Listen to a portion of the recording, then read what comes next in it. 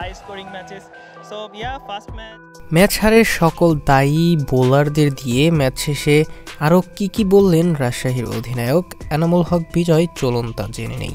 আজ বিপিএলের প্রথম ম্যাচে মুখোমুখি হয়েছিল ফরচুন বরিশাল ও দুর্বার রাজশাহী, যেখানে আগে টস জিতে বোলিংয়ের সিদ্ধান্ত নেয় ফরচুন বরিশাল। টস হেরে ব্যাট করতে নেমে শুরুতে বিপর্যয়ে পড়লেও অধিনায়ক এনামুল হক ও ইয়াসির আলী রাব্বির অবিশ্বাস্য তাণ্ডবে ২০ ওভারে ৩ উইকেট হারিয়ে ১৯৭ রান তোলে রাজশাহী।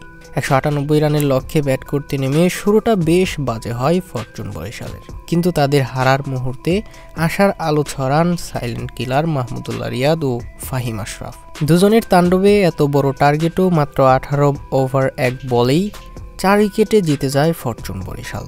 রাজশাহীর বোলাররা শেষ দিকে এতটাই বাজে বল করেছে যে এত বড় টার্গেটও তাদের হারতে হয়েছে। তাই তো এমন জেতা ম্যাচও বোলারদের ব্যর্থতার কারণে হারের পর ম্যাচ উপস্থাপকের করা প্রশ্নের জবাবে হারের দায় সবটুকুই বোলারদের উপর দিয়েছেন অধিনায়ক এনামুল হক বিজয়।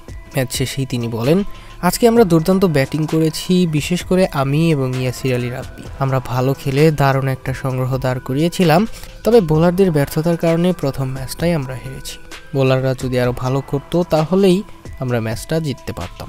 শুধুমাত্র তাসকিন ছাড়া আর কেউ ভালো বল করেনি, তাই তো এত ভালো ব্যাটিং করার পরেও বোলারদের ব্যর্থতার কারণে এই ম্যাচটা আমাদের হারতে হয়েছে। তো দর্শক, এনামুল হক বিজয়ের মন্তব্যের সাথে কি আপনার মন্তব্য মিলে যায় কিনা জানিয়ে দিন ভিডিওর কমেন্ট বক্সে।